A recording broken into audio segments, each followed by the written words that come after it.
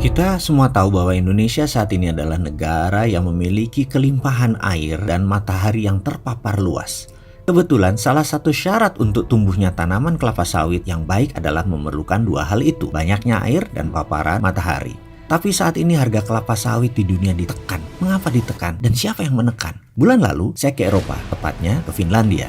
Di saat santai, saya menyempatkan datang ke sebuah sekolah dasar untuk mengetahui kok bisa ya Finland, negara yang edukasinya terbaik di dunia itu, membuat anak senang dan menjadi kreatif. Benar, Finlandia adalah salah satu negara yang penduduknya paling bahagia di dunia. Itu semua karena sistem edukasi yang luar biasa. Salah satunya yaitu tidak ada PR. PR itu bukan saja membuat anak stres, tapi orang tua bisa stres gara-gara PR anak. Saya diperbolehkan masuk melihat sesi kelas. Setelah saya memperkenalkan diri, akan minat saya untuk mengobservasi kepada penjaga sekolah yang kemudian saya diantar ke kepala sekolah dan kemudian masuklah saya di ujung ruangan di sesi anak kelas 3. Hari itu pelajarannya adalah dalam tanda petik bahayanya kelapa sawit. Saya tergelak dalam hati. Walaupun Finland negara paling baik sistemnya, namun cara mendoktrin anak bahaya kelapa sawit, palm oil membuat saya manyun. Saya hanya mantuk-mantuk. Benar bagus cara belajar mengajarnya, tetapi mendoktrin anak bahayanya kelapa sawit adalah misleading. Itu menurut saya. Pikiran saya pun melayang jauh dan meluas. Sejak Indonesia miring ke Cina di banyak kebijakan, terutama kebijakan ekonomi, maka cara menekan Indonesia adalah dengan menekan kelapa sawit. Kita tahu hegemoni minyak pangan dunia adalah olive oil, corn oil, dan sunflower oil, bunga matahari. Jadi minyak jagung, minyak bunga matahari itu adalah yang menguasai minyak pangan dunia. Masuknya kelapa sawit bisa menjadi ancaman bagi incumbent. Maka dengan bersama-sama ketika Indonesia yang polos kebijakan luar negerinya dan lemah diplomasi luar negerinya, banyak yang nggak paham how the world work, membuat Indonesia menjadi mainan negara-negara hegemoni.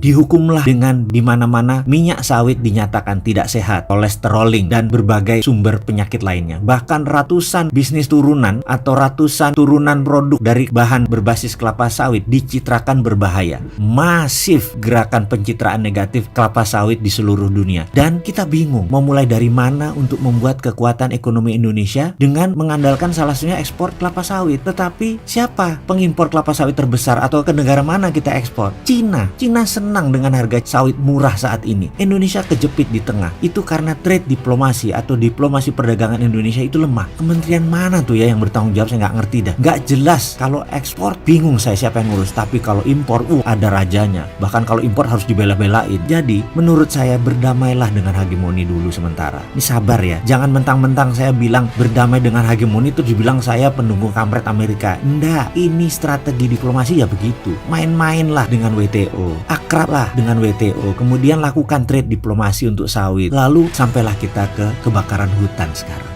Hutan tanaman industri itu ya kelapa sawit, di mana Indonesia sengaja dicitrakan sawit itu merusak dunia. Jadi dibakarlah. Bagi saya sekali lagi, kebakaran hutan kali ini yang sangat masif merupakan pencitraan buruk atas kelapa sawit. Ini adalah sabotase dan ini terjadi karena lemahnya kita bernegara.